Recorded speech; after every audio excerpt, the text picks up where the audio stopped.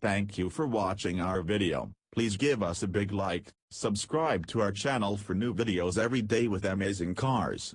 Leave us your opinion in the comment section on the video. Thank you. The car, 2017 Mercedes-Benz G550 4x4. What in sweet unholy Satan blazes is this? This, my friends, is the 2017 Mercedes-Benz G550 4x4 squared.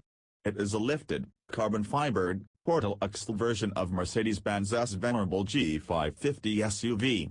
It is available at your local Mercedes-Benz dealer.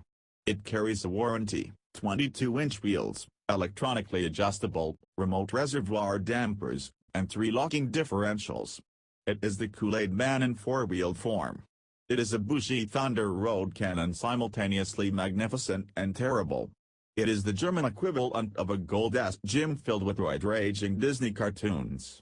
It is the king of the sovereign land of Driveoverthatshitenstein. It is their Spiegel for people who want to know what happened today in the Federal Republic of Sandit. It is also what you build if you are one of the world's largest car makers. Still selling a luxury SUV, the standard G-Class, based on a quasi-military vehicle designed in the 1970s. Fully aware that the development costs and tooling of said luxury vehicle were paid for decades ago. Fully aware that brand equity and fashion have allowed said luxury vehicle to command a 6-figure MSRP in 2018. Fully aware that most governments regulate trucks and truck-based SUVs far more leniently than they do normal automobiles. Looking to sell something more absurd and costly than the G65, which costs $222,700 and has a V12 because rich folk always want something more absurd and costly than what the rich folk down the block have. So this is the most bonkers ridiculous G-Wagon that Mercedes has ever built? Oh, hell no. 1,000 times hell no. That would be the 6x6. Perhaps you remember that truck from Jurassic World, where it appeared on screen next to man-eating dinosaurs and still seemed preposterously large and violent. This is basically the 6x6 slightly tamed for normal use. Parking and stuff. Driving into city centers without crushing the errant Volkswagen or Parliament building. Whatever it is that normal, private island-owning people do. That looks like an elephant. No, it looks like Elephant Voltron. It looks like it was designed for an oligarch. Mercedes is old and grand and generally the kind of company that does whatever it wants. Half the time, this results in gull-winged sports cars or air brakes at Le Mans in the 1950s or magnesium bodywork or God knows what. The other half, it produces portal axles for public consumption. What in sweet unholy Satan blazes is a portal axle? A cool piece of off-road technology. Off-road vehicles live or die on ground clearance. When a carmaker or aftermarket company modifies an existing vehicle for off-road use, they typically raise it. This lets you drive over more things. It also moves vulnerable underbody mechanical bits further from rocks and such. Lifting a solid axle vehicle usually involves the use of taller springs and tires. That raises the body a lot, but raises the axles only a little. Portal axles let you raise the body and the axles. A gear set at each hub transfers to work vertically, so the axle itself can sit higher than the center line of each wheel. Cooled until you get close to the same result with an independent suspension, say, long half shafts. Well, yes. And a lot of people do.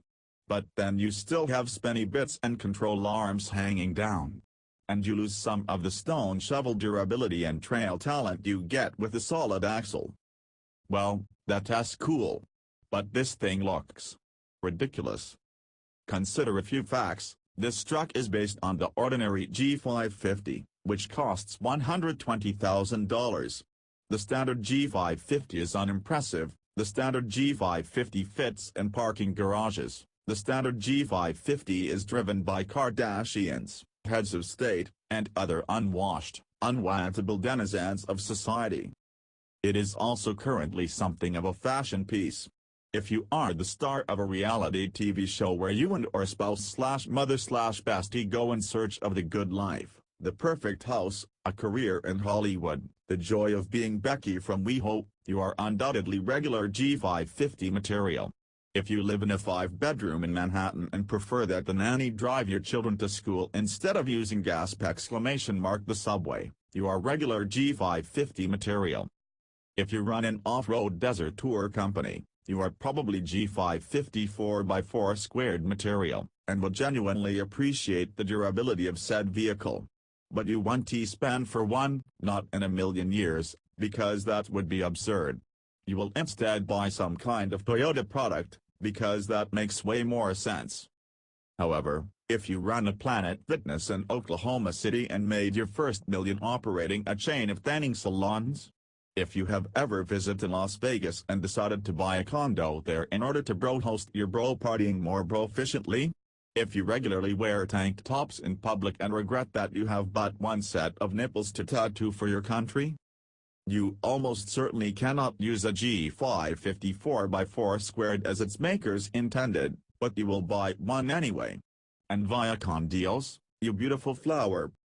In other words, ridiculous is pretty much the point. What if I am just looking for the best off-road vehicle in the world? Is this it? I don't know. We only test so many off-road trucks around here. I suspect the modified Jeep Wrangler would be a better device for slick rock and general trail crawling, and a Baja Pre-Runner would be of greater use in the desert. But who knows? Off-road vehicles are like motorcycles. If you rethinking about a purchase logically, you redoing it wrong. And really, who cares about use case when you're trying to find something that tents the proverbial pants? Maybe you'll look at the 6x6, basically a G550 4x4 squared with an extra axle, and think to yourself, that's just silly. And you will go for the more reasonable, mature option, which is, of course, that same truck with a touch more practicality. A standard-ish G-Wagon body over 2 portal axles, instead of 3. I don't understand this thing. Of course you don't. I don't really, either. Who does? Who understands a $225,000, factory-built off-road German pimpy truck with relatively fragile carbon fiber fender extensions? Who understands the sky, the sea, the Arnold Schwarzenegger? Ours is not to reason why. Ours is but to appreciate the strange and obnoxious things given to us in this world, with all their quirks. Also to borrow the G550 4x4 squared pressed truck from Mercedes-Benz North America, take it to an off-road course in upstate New York, and jump the ever-loving crap out of it. You jumped it? Of course we jumped it. I just assumed that was some handout Mercedes press photo. Not something you actually did. Oh, no. That's me and this website as deputy editor, resident off-road nerd, Bob Sorokanich. Or rather, some of it is me and Bob. The big jump shot at the top of this page, where the truck is at full droop, is a Bob and a man named Chris Duplessis. Chris is a 4-time Rally America champion, a former instructor at Team O'Neill Rally School, and the current track director for Monticello Motor Club. We spent the day at Monticello's wonderful, 300-acre off-road course, climbing hills almost too steep to walk up and burying the truck in frozen ponds. But the jumping was the best part. In addition to being an exceptionally chill dude, Chris got more air under the G-Wagon than I did. I tried a couple of times, we flew. Chris flew higher on his first try, probably because he is Chris. How did that thing fly? And land? Like the Queen Mary, with gobs of tire and suspension travel. Alignment didn't budge, though. On the way back into New York City after that mother tracked down the highway, pin straight, at 85 miles per hour. Was it fun? We spent a day driving through the proverbial river and over the woods. Bob sat right seat for me, instructing, and said half-sensical things like, "You wanna balance it on that traction point." Duplessis led the way in a Land Rover Discovery that seemed invincible. We may or may not have come close to tippling the 4x4 squared onto its door handles, and we spent about 10 minutes with the truck parked in a stream, dicking around. We followed the Discovery over 4-inch thick ice that covered a shallow pond. The Land Rover, which weighed more than 4,000 pounds, did not break that ice. The Mercedes, which weighs about 2,000 pounds more than the Landy, shattered the ice like it was a joke. We laughed. Short answer, yes. The point of all this? Testing. Also, yet another of this magazine's occasional dips into the world of precision off-roading. Slow off-road driving is like working with your largest kitchen knife. You almost always have more power than you need, so the key is figuring out how and where to apply it. Using large machines in delicate fashion, in the interest of going somewhere ordinary vehicles cannot. The point was also to park us in the river and let me stand on the seats, torso through the sunroof, barking orders like Erwin Rommel. I am pretty sure Bob rolled his eyes into the back of his head when I did that.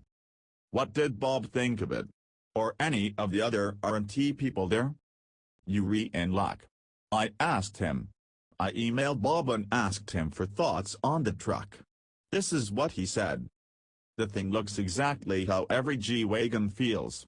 It's weird to think about, but the regular G really isn't that huge. Its footprint is almost identical to that of a current Jeep Cherokee. A new Camry is 9 inches longer than the G, but because the Benz was styled with the plumb bob, it has this psychological massiveness to it.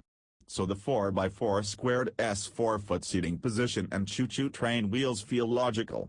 They make the truck as big as you always assumed it must be been. I was amazed that all that altitude and tire didn't ruin the way it drives.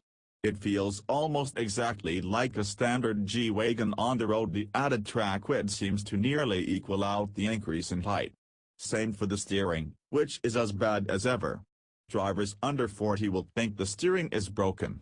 My mother, who drove solid-axle Jeeps her entire parental career, would find it immediately familiar. The insides of the wheels are almost precisely lined up with the outer edges of the body. If you took the carbon fiber flares off the fenders, the wheels would be completely outside the truck. Think of how ridiculous that is. The only time you see that is on really radically overbuilt Jeep Wranglers. And this thing came from the factory that way. You generally feel like you're driving a big rig, in part because you're just about at eye level with most day cab drivers.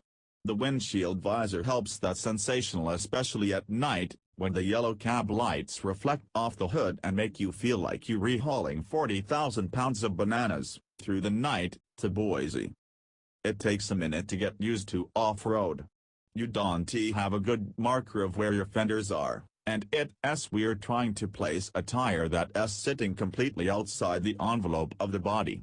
But with all that clearance, the thing just never scrapes. My entire off-roading career has been spent in fear of bashing a rocker panel or gutting a transmission pan.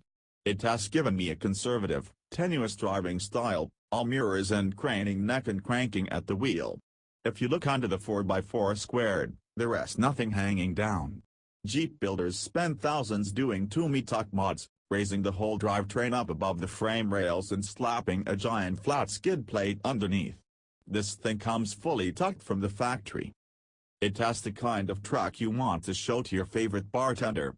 The night after he got back from Monticello, I gave up a perfectly good parking spot right outside my building to do exactly that. My guy wasn't working that night. I stayed and drank anyway. Then I emailed Travis Akulski, R&T's digital director. He said this. When I was in middle school, instead of doing work, I doodle cars in my notebook. All of them had impossible dimensions, wheels too big, ride height too low or too high, no overhangs. This is the truck I would draw. It has more cartoon than car. But it exists. The amazing thing is that it has no worse to drive on the road than a regular G-Wagon. Steering, braking, acceleration and handling all feel similar to a standard G. It is still short in length, so it fits in basically any street parking space, but it can go into parking garages and is legally restricted from certain bridges. It also doesn't seem to draw any negative attention. Especially when it is covered in mud. People point, they laugh, they take photos, they smile. It's fun. I am famously a wuss off-road, but the G is deeply impressive, even with 22-inch wheels and street tires. Nothing could stop it, not even my inexperience and general inaptitude. This is the sort of truck that is perfect and useful for very particular people like the CEO of a logging company, someone who needs to get to job sites off the beaten path. If it's bought by people in Beverly Hills who want to have a bigger G-Wagon than their neighbors and only take it off-road by accident, it should be immediately taken away. There should be a requirement in the purchase agreement that it be taken off-road at least once a month. Finally, I emailed Dave Burnett, our photographer for the day. I am going to let Dave close this out. A dinosaur. Peak dinosaur. Huge, ungainly, absurdly powerful. The last of its breed. A fully grown brontosaurus, just as the comet is heading for Earth. It looks like Paul Bunyan's Kids' Power Wheels. It's mildly uncomfortable to be in at all times. From inside, Jeep Cherokees seem pathetically small. It's a powerlifting bro truck. It looks like a truck that would play beer pong. I didn't want to get into it. Then I kind of didn't want to get out of it. Thank you for watching our video. Please give us a big like, subscribe to our channel for new videos every day with amazing cars. Leave us your opinion in the comment section on the video. Thank you.